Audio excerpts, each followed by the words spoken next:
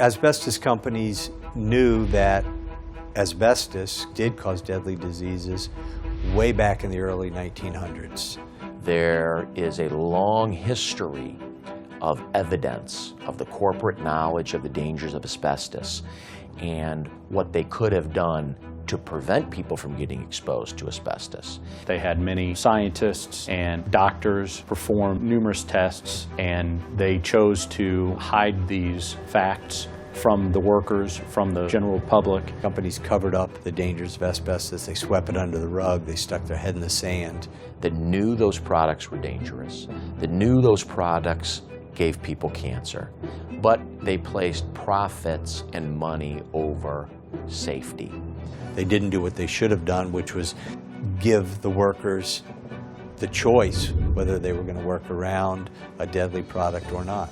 It takes decades for these diseases to develop. So people are lulled into a sense of complacency, but simultaneously the companies knew that it was a poison that these people were breathing in, and if they weren't going to be hurt for decades, the companies believed that most of the time people wouldn't be able to prove their cases. Many of the clients that we meet with are very hesitant to file a lawsuit, and they ask that question a lot. I don't file lawsuits. I don't believe in them. Why would I do this? And I almost always give them the same answer. It's because the companies who made these products knew that it was killing people, and they made a financial decision to do it anyway. They didn't warn, they didn't substitute, they just made a lot of money and exposed a generation. There's just no such thing as a frivolous lawsuit when it comes to mesothelioma victims.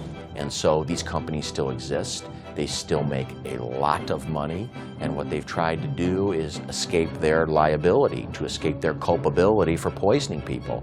And that's why people that are injured need to hire an experienced firm, is to bring these people to justice and to hold them accountable for their actions.